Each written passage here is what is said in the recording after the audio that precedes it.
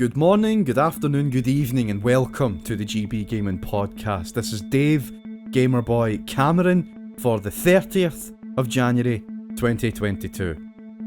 Got a few things I'd like to talk about on this episode, and I want to get them over with quite quickly. We're going to talk about Xbox, Pokémon, and Nintendo. So let's not waste any more time, let's get on with it. Seamus Blackley. You may not know him nowadays if you're younger than me, but in 2001, Seamus Blackley was part of the original team that created the original Xbox. And he came into the news recently because we kind of got reminded of something that he said back in 2001. Where in 2001, and I'm pulling this from Kotaku, it says, Xbox creator nearly got fired after saying gaming is like masturbating. Bear with me. In 2001, Seamus Blackley, part of the original Xbox team at Microsoft, found himself in hot water. Back in 2001, one of the key creators behind the original Xbox console, Seamus Blackley, compared gaming to masturbating. Apparently this didn't go well with Bill Gates and other high-ranking Microsoft executives. According to Blackley, he nearly got fired for the quote. Recently on Twitter, someone pointed out a quote from Bloomberg journalists Dina Bass, or Bass, I don't know how you pronounce that, which read, "Gaming is like masturbation. Everybody does it. Nobody wants to talk about it." She responded to the person on Twitter and explained that she had to give credit to Seamus Blackley, often called the father of Xbox, who originally said that quote all the way back in 2001. In response to that tweet, Blackley explained that he nearly got fired for that quote. In 2001, Blackley was given an interview a few weeks before the launch of the Xbox, and in the interview he said the infamous quote, "Gaming is like masturbation, everybody does it, nobody wants to talk about it." Blackley explained that the main reason he got in so much trouble was that the quote ended up in the East Side Journal, and some conservative spouses of Microsoft executives read it, recounted Blackley, and I was summoned to building 4, shall we say.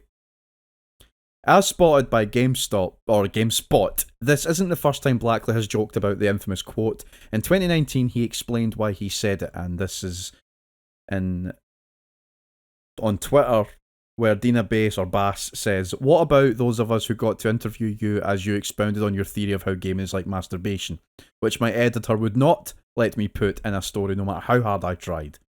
And Seamus Blackley, back in October 2019, said, "You know, I got in a lot of trouble for saying that.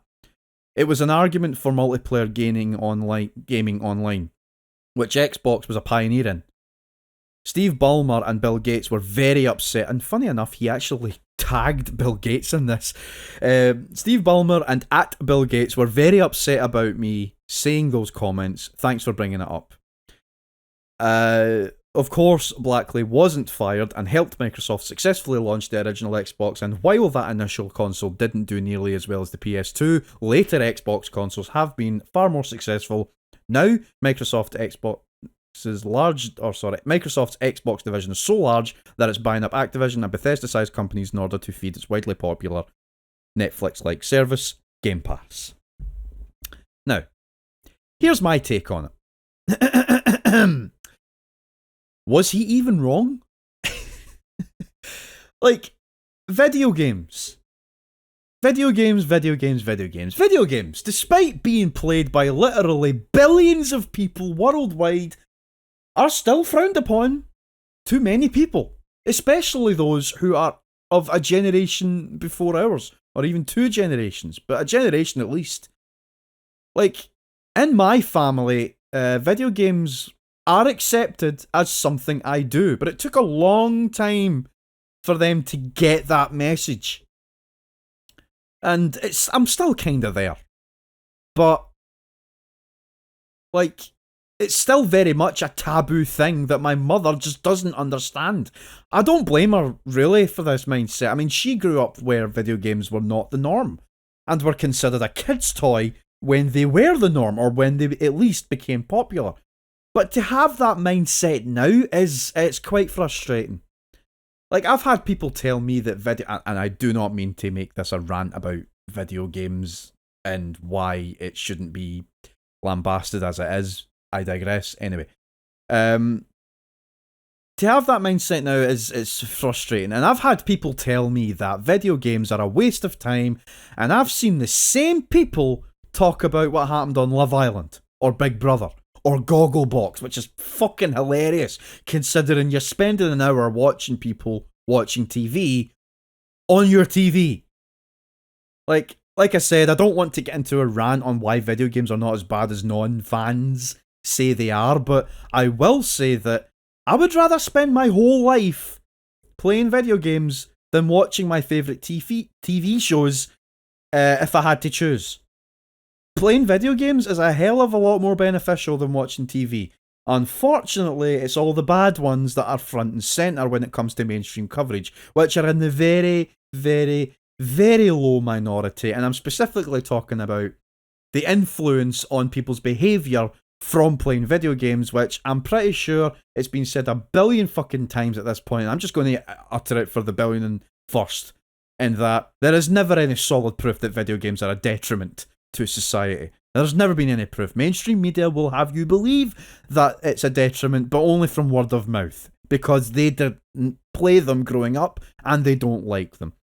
I refer back to the interview between, I think it was Jeff Keighley, and someone on some American news anchor who was complaining about Mass Effect having sexual scenes in the game and that it's basically porn and blah blah blah. And Jeff Keighley, I think it was Jeff Keighley, I don't mean to misquote who it was that said it, but it was someone in the gaming industry that's still in the gaming industry today, and he said, "Did you play Mass Effect?" And the girl basically shrugged him off and said, "No, I did not." In which case, you've not a leg to stand on. Whether you're right or wrong, you can't say a thing if you haven't seen it. And we've had to deal with a lot of shit with regards to this medium. And as a hobby in general, like, I still have to listen to people older than me who did not grow up with gaming tell me that I'm too old to be playing a kid's toy. And I've already said it. Gaming is much more than bleep, bloop, high scores, and you win. It's much more sophisticated than that, but unfortunately, all you bitter mums and dads are only going to see Call of Duty and Fortnite and Grand Theft Auto and assume that's all there is to it, but it's not. Those games are in such a minority of what video games actually are and what they can be. Like, but where I live, gaming, like in Ireland at least, gaming is still a don't talk about that kind of thing taboo. Like, I follow message boards with like-minded people within it, but that's the problem. I have to seek these people out. It's not as normal as it is anywhere else. It sucks, but that's just the way it is. And that sounds like a massive stretch for referring to someone who compared gaming to masturbation, but he's not wrong. Because it is like that. It was very much like, why are you playing that? Why are you not outside? How dare you turn that thing on? It's a waste of time. Like, don't be, like, it's poison kids' minds and shit like that. And it's bullshit. It's absolute bullshit. And we're getting better. We're getting so much better. Video gaming is such a popular medium. Like I said, played by billions of people across the world, and that's no exaggeration. It's 100% true. It is played by the billions. It is the most financially successful entertainment medium in the world. The numbers don't lie. Don't ignore it.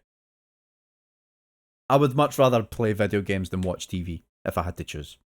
Pokémon is in the news lately. No, I'm not talking about Pokémon Legends Arceus or Arceus or whatever it's called. I'm talking about something that's just like, come on, fuck. Stop it. Anyway, a fan-made Pokémon first-person shooter has been taken down by Nintendo.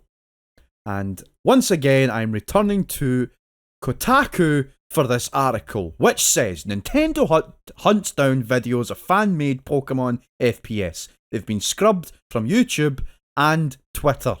This is by Luke Plunkett on Kotaku.com, and it says, for the past month, Reddit user Dragon_GameDev2 has been working on a title side project imagining a Pokemon game built using Unreal Engine that you played on a PC in first person. This is badly written. While your thoughts may now be drifting towards something resembling Pokemon Snap, Dragon_GameDev2 had more violent plans for this game, and instead of showing off some videos where players were dropped into a Pokemon-filled landscape, given modern firearms, and set free to hunt and defend yourself from as many of the pocket monsters as they liked. While it was a little jarring to see someone empty a whole clip into an innocent little Pokemon, complete with blood effects, the basic premise of Pokemon X FPS was still exciting enough for people that shortly after the developer posted some clips of their project on Reddit and YouTube, they blew up. And as we all know, when something a Nintendo fan does blow up, Nintendo loves to respond with thanks, admiration, and respect. Just kidding. They just got most of his videos taken down. Even tweets highlighting the clips have had the footage removed. One of the only places you can still see the game in action, at least where the game developer themselves uploaded it, is on Reddit.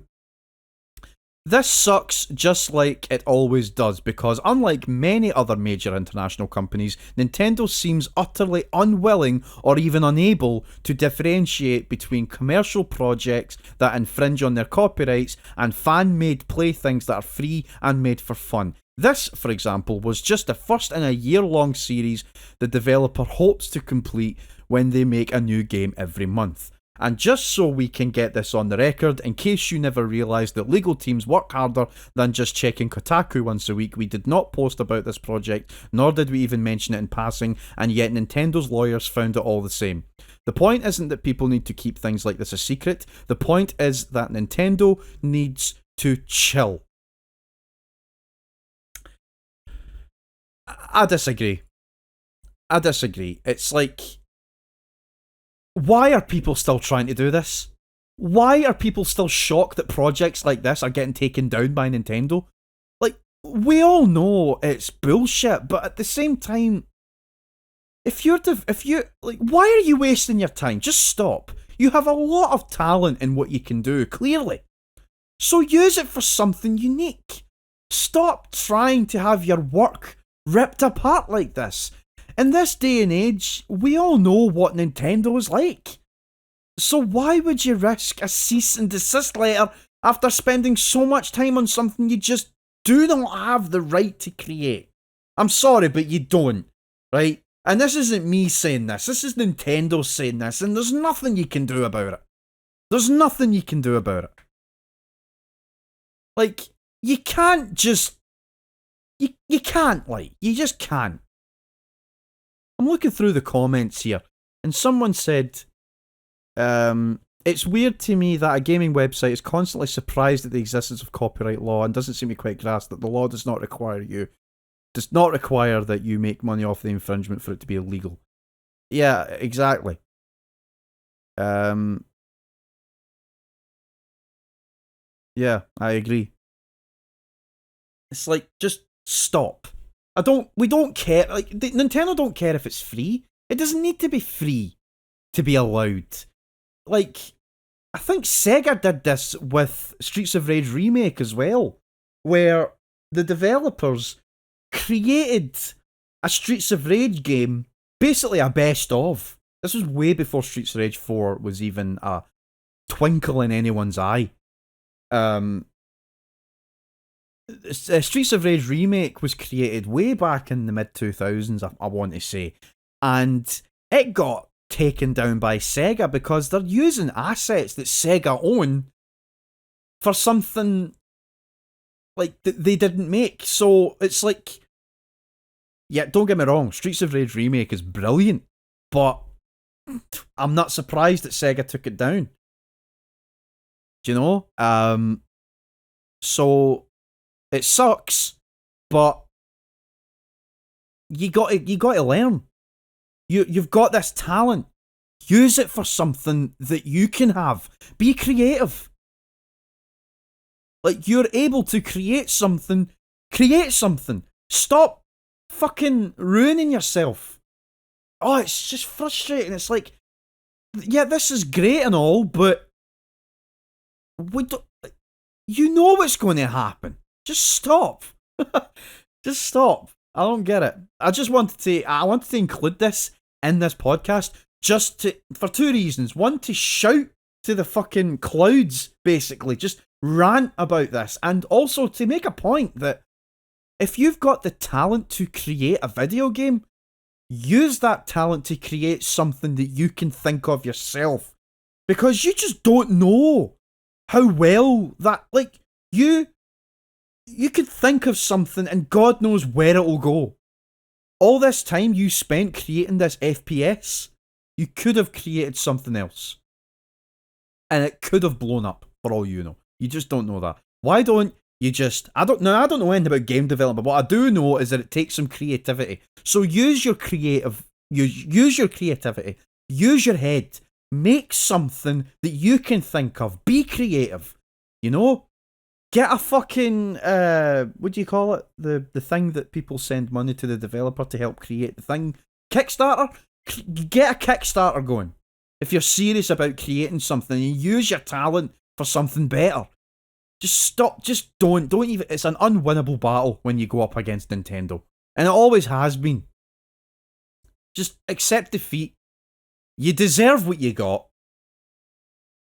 Move on. Make something better. Ridiculous. Absolutely ridiculous. Keeping on topic with Nintendo, it also appears that Nintendo has slightly improved the Nintendo 64 emulator for Nintendo Switch Online. So as we all know, Nintendo's online service received an optional expansion pack this past few months and wasn't given the warmest reception, to put it lightly. As you may know, it came bundled with Animal Crossing New Horizons' brand new DLC pack, as well as a Mega Drive and Nintendo 64 emulator, with the latter getting the brunt of that negative reception. People complained that games such as Mario 64 and The Legend of Zelda Ocarina of Time had noticeable input lag, with Zelda in particular apparently looking a lot worse than the original version of the game looked. Graphical decisions were made in the form of terribly upscaled textures and the lack of a reasonable draw distance, which became much more noticeable during the game's water temple section. In this location, players noticed a jarring difference in the water effects and the fact that there was no fog in the area, which basically made it look a lot worse than it originally did. A technique achieved by the emulator Nintendo chose to utilise in creating this collection. People automatically assumed that the collection would likely be ignored, myself included, by Nintendo going forward, and aside from announced games currently being added to the service, no improvements were expected to be made. But shockingly, it has come to people's attention that Nintendo released a patch recently for the Nintendo Switch, which seemingly fixed a couple of these noted issues. The texture issues and draw distance in Ocarina of Time have apparently been improved, even if by a small amount. Looking at the screenshots, I do see where they have improved on these aspects. Still not perfect, but from what I can see here, it's much better than what it was. Any improvement is accepted, in my opinion. And it has also been noted that they have supposedly fixed the input lag as well, with reports on Reddit coming in to state that the input lag has been reduced by 1 frame, which makes games like Mario 64 play much better. And people have already brought this up. RGT85 brought it up. And there was a Reddit post about it as well. I'm not going to bother looking for the Reddit post. All I know is that it was... the amount of milliseconds that were reduced was like 20 milliseconds or something like that. Input lag doesn't really bother me that much. It depends on the game. If it's a platformer, I'm really bothered by input lag. If it's like a very twitchy game, I'm bothered by input lag. But generally, it's not that big a deal to me. It's fine, but if it's glaringly noticeable, like for example Sonic the Hedgehog on the Mega Drive Classics Collection, it's bad. It's bad. Anyway, I digress. So it's obvious that in order for people to actually use the Nintendo Switch service, which people seem to be refusing to do at a noticeable level, Nintendo will need to play ball.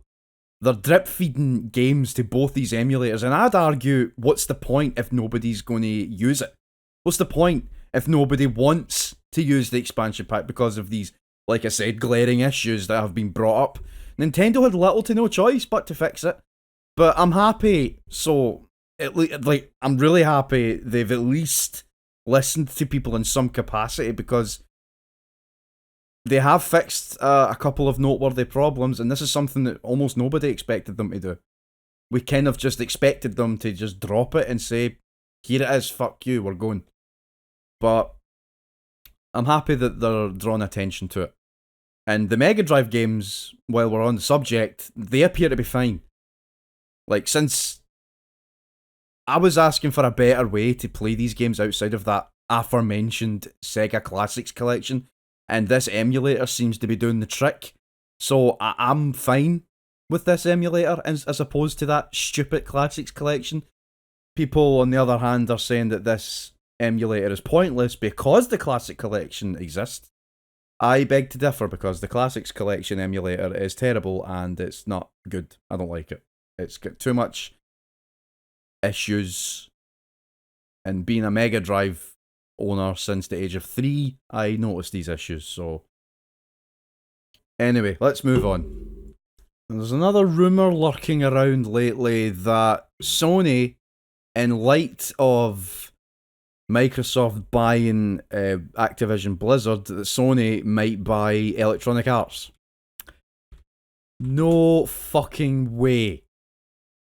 I'm pulling this from GameSpot.com. This is by Eddie Makuch on the 26th of January 2022. And it says, the recent big gaming buyouts, including Take-Two's proposed acquisition of Zynga for $12.7 billion to Microsoft's impending $68.7 billion deal for Activision Blizzard, have spurred some analysts to believe that other major acquisitions could be on the table. The Hollywood Reporter quotes analysts outlining their thoughts on potential acquisition targets, including Electronic Arts. Analysts at the research firm Enders said Sony might see EA as, quote, likely to be the favourite, end quote, for an acquisition. The piece mentions how EA currently has a market cap of around $37 billion, so Sony might look to buy Ubisoft or Take-Two for a far cheaper price, in air quotes. Another research company, Handler, said Disney might look to purchase EA. A great way for Disney to build upon its future, and for CEO Bob Chapek, I can't pronounce that, to step outside Bob Iger's, another name I can't pronounce, to step outside Bob Iger's shadow would be to buy EA, Handler said. Combining EA Sports with ESPN could create a lot of unique opportunities, like a real sports metaverse. Fuck your metaverse, seriously. Handler went on to say that Disney has an existential question to consider. Quote, does Disney want to be old or new media? Video games is a $200 billion global industry and growing, end quote. Disney no longer directly develops games itself, but instead runs a licensing business for video games. Recently, Disney announced 3 more games from Titanfall and Apex Studio Respawn. Additionally, Ubisoft is developing its own new open-world Star Wars game, while Zynga is making a free-to-play shooter called Star Wars Hunters. A Knights of the Old Republic remake is also in the works for PS5 and PC from Aspyr Media, while Quantic Dream is making its own Star Wars game, Eclipse. The piece also cites Clay Griffin of Moffat Nathanson, who told THR that gaming companies overall are attractive candidates these days for acquisitions given the growth in gaming overall. Not only that, but big tech companies with deep pockets might want to scoop up gaming publishers as part of the rush to create a metaverse. Fucking metaverse. It's not quote, it's not an unreasonable position to claim that game publishers are attractive M&A candidates for big tech companies that have the financial brawn to make the metaverse happen, but perhaps don't have ready-made IP or core competency in producing gaming content that will be required for mass market acceptance, end quote, said Griffin. This is all purely speculative for now, but for Sony in particular, many are wondering how the company may respond to Microsoft's proposed buyout of Activision Blizzard if it needs to at all. Sony's stock price took a huge hit after Microsoft's deal for Activision Blizzard was announced, knocking $20 billion off of Sony's market cap.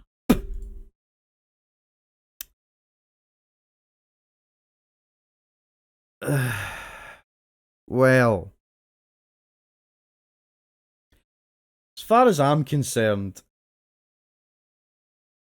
I mean, I think we're only speculating this because of how big the acquisition of Activision Blizzard was for EA. But that doesn't mean, like... a lot of people are saying that Sony doesn't have the money to buy the likes of EA. But I beg to differ. I mean, I'm not well versed or well educated in this kind of thing, but Sony have, what I'm looking at their revenue. Sony's revenue is 8.9 trillion yen, which translates to what?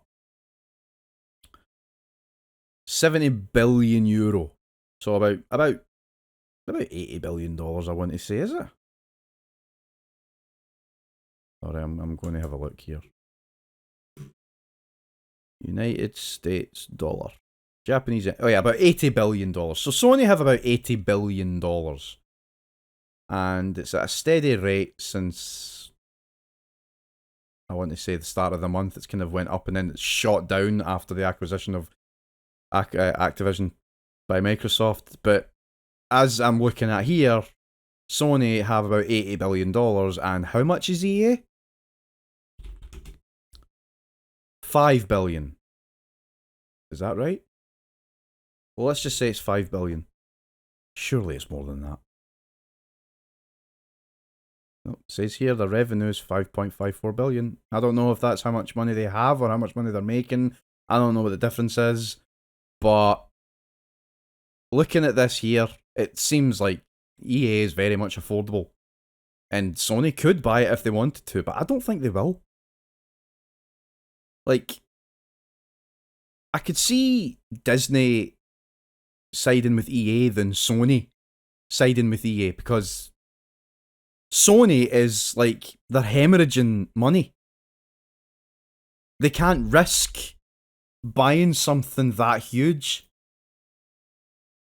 because everything else, like, I'm going to paraphrase from someone who wrote on the comment section, because I kind of agree with what he's saying. I can't put it into my own words because I'm just not really fucking educated on this kind of thing. So I'm going to say what he's saying because I do agree with him. He said Sony is, like, we all know they own computers, radios, phones, all that kind of thing. But those divisions are going downhill. They're not doing that well. And basically, Sony's biggest revenue source of income, basically, is PlayStation. So it would make sense from their perspective to buy EA if they had the money. But Electronic Arts, it makes sense from a business standpoint, maybe, but from a consumer standpoint, I don't fucking know. So I'm going through the comments here to see what everyone else thinks, because I don't really know what to think of it. I don't want to piggyback off other people's opinions either, so if I can't find anything worth saying, I won't fucking say it. A lot of people are saying that Sony couldn't afford it. Someone said that EA has a market cap of $37 billion.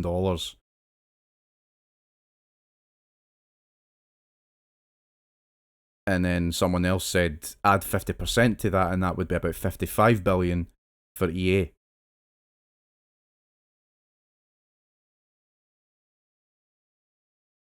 Yeah.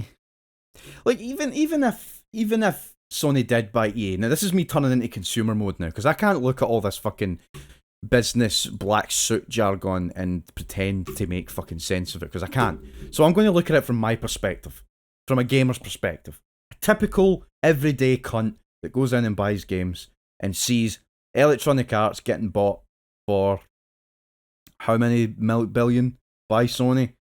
I wouldn't give a fuck. To be brutally honest, I wouldn't give a fuck. And the reason why I wouldn't give a fuck is because I've lost a lot of interest in EA titles in general. EA games, I think the last EA series that I've kind of fell off of was FIFA. So I'm going to look up, because it seems to me they only make like 3 types of games: sports, shooters, and Need for Speed. That's all I can think of off the top of my head. But from 2010 onwards, or even up as far as 2020, forget about the 2010s, right? We had Star Wars Jedi Fallen Order. By the way, while we're on the topic of Star Wars, I was wrong. I do not... I think I said on the last episode that Electronic Arts lost the Star Wars license. I think I was wrong in that, because they are still... they made a Star Wars game for Android. That was made by EA Capital Games. And I tell a lie, that was cancelled. Skate 4, nope. What am I saying? I don't think EA lost the Star Wars license. I could be wrong about that. Someone lost a Star Wars license, I can't remember. Well, in February 2021, it said that it would continue to work on Star Wars games despite losing its exclusive rights to create games for the... Oh, it's not that they lost the rights to create Star Wars games, they lost exclusive rights to create Star Wars games. That's where I was getting mixed up. Okay. Because Lucasfilms partnered up with Ubisoft, so Ubisoft can make Star Wars games now. Okay, that makes a lot of sense. Now, back to EA. I've lost a lot of interest in EA games because of... Not only because just the drop in quality of games that they have been bringing out, which is in a complete contrast to what I was saying last year when I was talking about Konami and Electronic Arts, and that who's the lesser of two evils. And I said EA was the lesser of the two evils because EA actually makes decent games. Well, I am completely walking that back and say that both those companies are in my blacklist completely. Because look at the state of my Battlefield 2042. Like, that, I've heard a lot of bad things about it. I heard that it released a buggy state. I heard that they just completely changed what Battlefield was. It apparently didn't feel like Battlefield anymore. You know, they took classes away in placement, or in place of, like, what was it, like special units or something like that? Like heroes.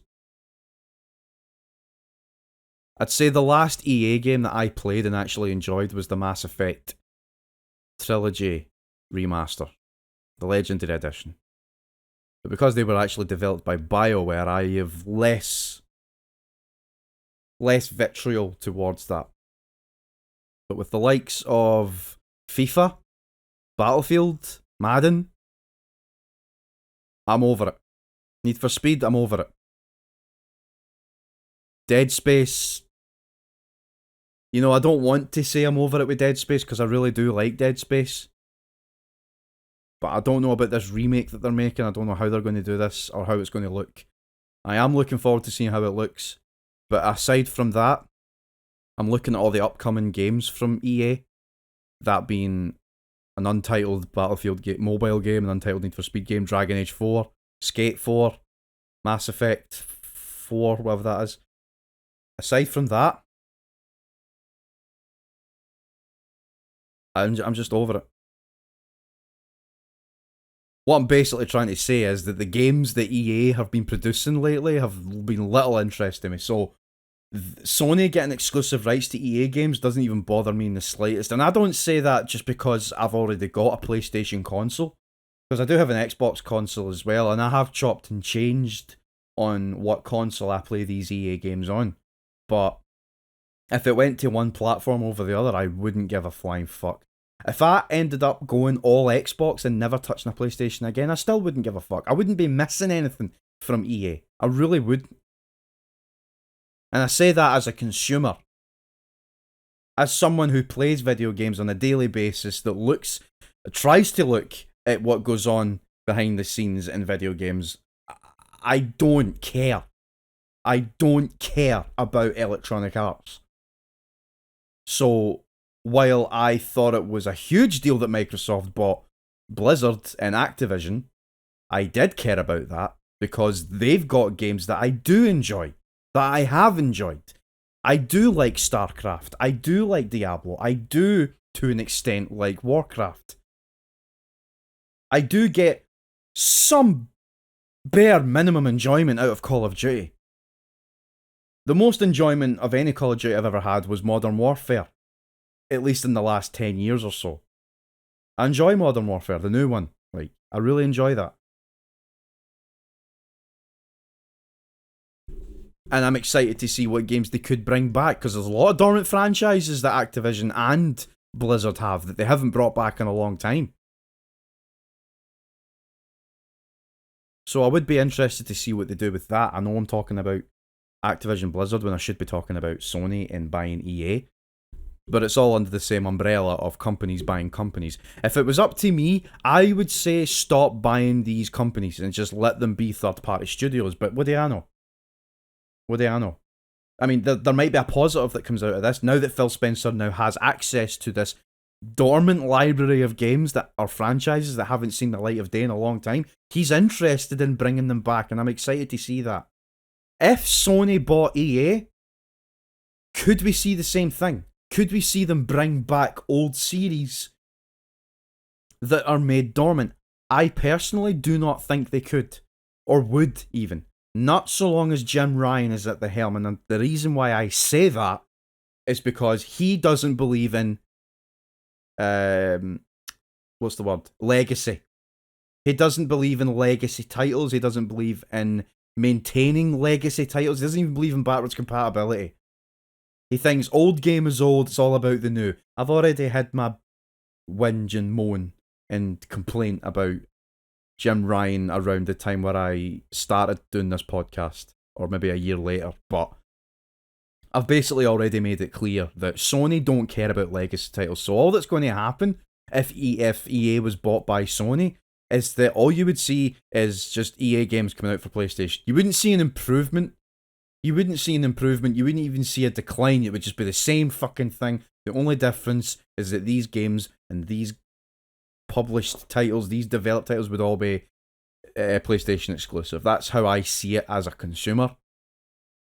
But with Xbox, with Phil Spencer, there is potential for things to change in a positive light.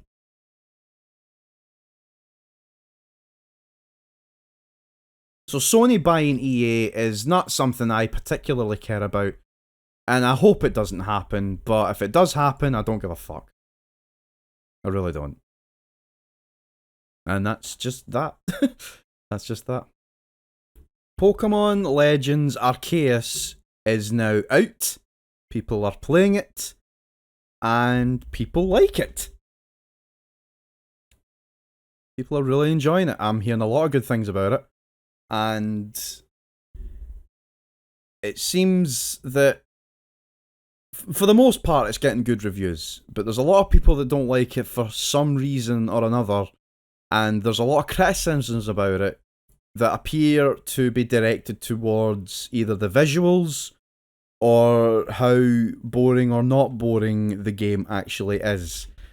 Now, Pokémon Legends Arceus is a game that I've been kind of ignoring. I didn't really want to see too much of it, but I know, and I've seen enough to know what the game is. It's not a traditional Pokemon game by any stretch of the imagination. It's more of a, for lack of a more appropriate term, it's basically Pokemon meets Breath of the Wild. That's the best fucking description I can give it. But I'm going to just go to the gameplay section of the Wikipedia page and just basically explain what Pokemon Legends Arceus is. Pokemon Legends Arceus is an action role-playing game that preserves the core gameplay of past entries in the mainline series. The game is set in a bygone era of the Sinnoh region's history, which is basically Generation 4's region, when it was known as the, Hisui region, long before the events of Pokemon Diamond and Pearl and their remakes take place. Players can capture wild Pokemon in the overworld without engaging in battle, although some wild Pokemon must still be battled before they're caught. Players can initiate battles by releasing their captured Pokemon near a wild Pokemon. Pokeballs in this era are made of wood and puff steam when a Pokemon is caught. Jesus. At the start of the game, 3 starter Pokemon options are available. Rowlet, which is a grass-type starter Pokemon from the Alola region. Cyndaquil, which is a fire-type starter Pokemon from the Johto region. And Oshawott, which is a water-type starter Pokemon from the Unova region. That's interesting, actually, because, as we all know, all Pokemon games that have came out, you've been given a choice of 3 starter Pokemon from that era, from that region. And this is, from what I've noticed, the first time that starter Pokemon from different regions have been merged together. I think that's interesting. Pokemon Legends Arceus is the first known project by Game Freak in the action role-playing sub-genre. It was first revealed in the Pokemon Presents on February 26, 2021, alongside Pokemon Brilliant Diamond and Shining Pearl as part of Pokemon's 25th anniversary celebration. According to the developer, it will serve as a pre-make to Diamond and Pearl. The game was released worldwide on 28th of January 2022. So yes, like I said, it's out, and the reception has been mostly positive, I want to say, with the lowest review from any major outlet being from IGN, which is, take it what you will. But IGN, Rebecca Valentine from IGN, I'm just going to get to the brief bit at the end, where it says, Pokemon Legends Arceus is an ambitious revamp that successfully revolutionises the defining Pokemon experiences of catching and battling, but is unfortunately set in a drab, empty, and at times tedious world. And I'm going to go to the comment section, which is probably the worst thing you can do when looking up reviews. But a lot of people are saying that this game's open world is really bad compared to other open world games of its type.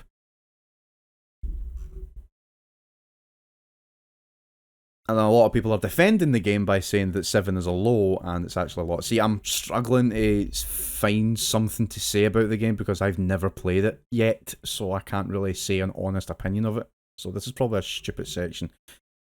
However, for the most part, people are enjoying it.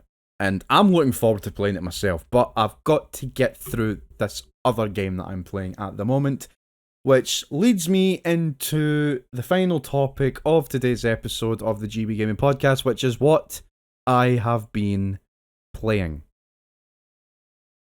And the only game I've been playing since the last time I made an episode of this podcast has been Pokemon Brilliant Diamond and Shining Pearl. Yes, I'm still stuck to it. And I'm really enjoying it. As I say this particular section, I have just gotten my 6th Pokemon badge out of 8, or gym badge, and there's something about this game that I'm after realising that I wish I did on other Pokemon games that I'd played in the past. Now, the only Pokemon game I've ever beaten, apart from when I eventually beat this, was Pokemon Y on Nintendo 3DS.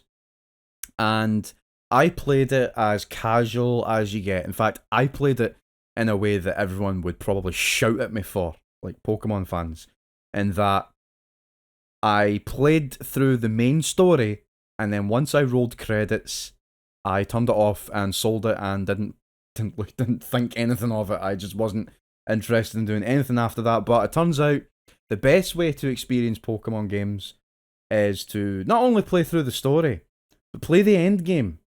Unlock the national Pokedex and try and encounter every Pokemon in the game.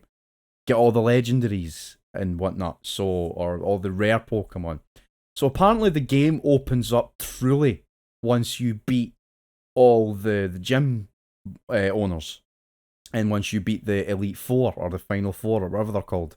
Once you beat them and you roll credits, that's when the game opens up, and that's where more things are added.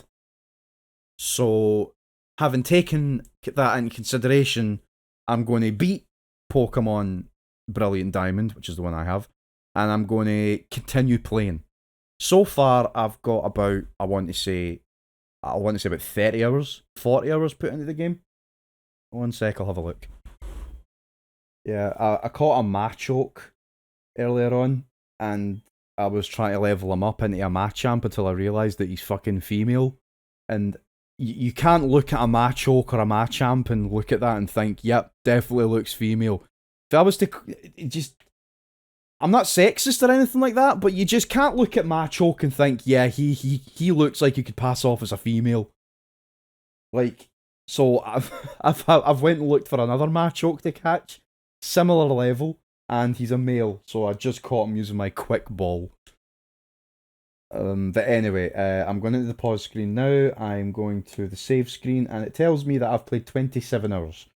So I have 27 hours put into the game with 101 Pokemon in my possession. I think it's in my possession and not encountered. I'm not sure. It could be encountered. I don't know. But I'm limited to about 140 or 50 Pokemon to encounter at the minute, but once I beat the game, the professor gives me a national Pokedex, which basically unlocks about 300 more Pokemon to capture in the game, and that's what I'm really looking forward to doing.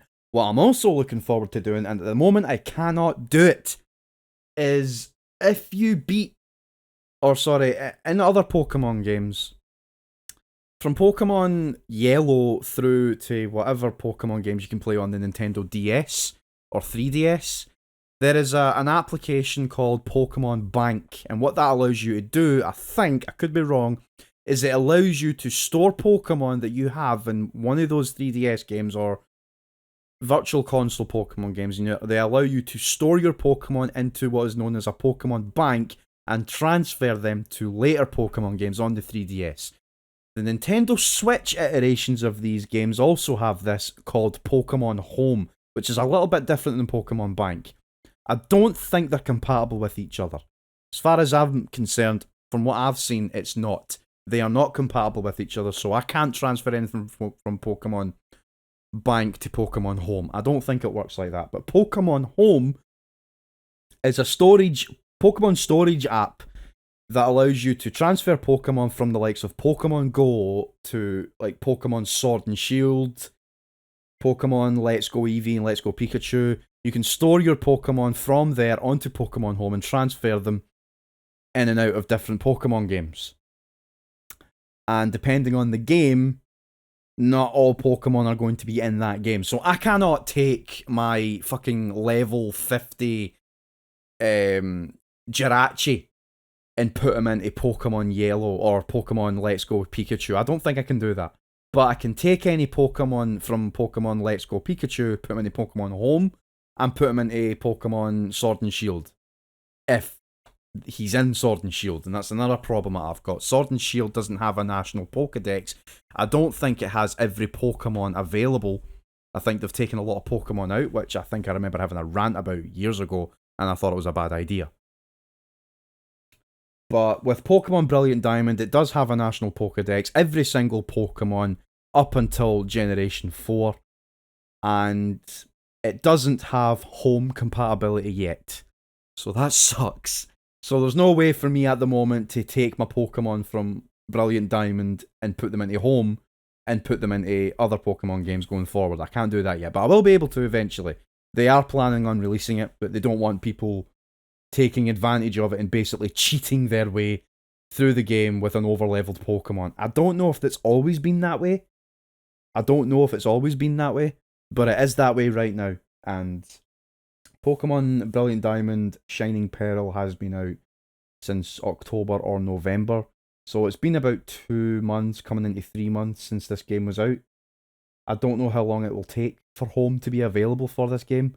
I'm probably going to be long done with the game by the time it comes out.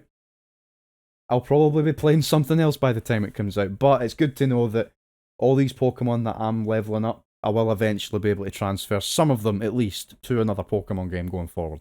And I can't wait to do that. But Pokemon Brilliant Diamond is exactly what its namesake says. It's brilliant. It's no different to the likes of other Pokemon games for the Switch, but it is good to know that I've got 3 different Pokemon games on my Switch that all play slightly differently. They look slightly different.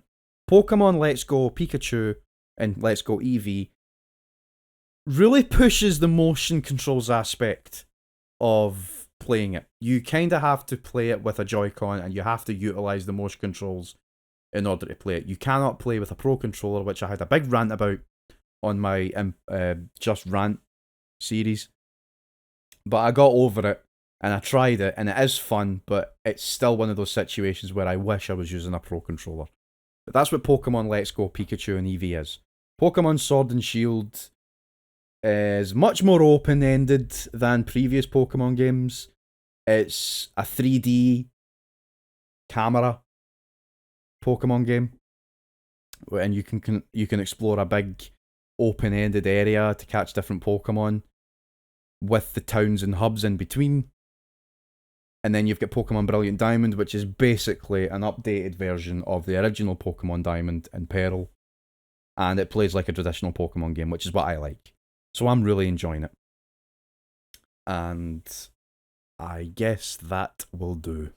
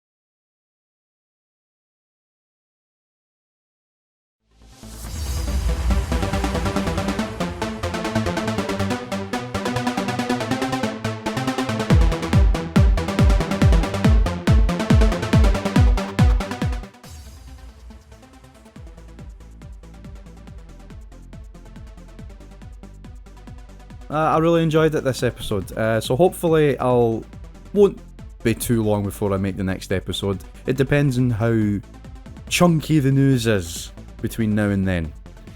So, yeah. Thanks very much for taking the time to listen to this, and if you liked it, you know exactly what to do. So thanks very much, and I'll see you whenever I see you. Take care, stay safe, and cheerio. Thank you for taking the time to watch or listen to this content. If you want to see more, then please check out my YouTube channel at youtube.com/gamerbhoy. That's GAMERBHOY. Gamerboy with an H. This is the home of GB Gaming, the home of GB Reviews. Blame on that one level that killed me 68 fucking times. All just so I could get a couple of fucking letters. Just play. Ah! Right, that's it, I'm done.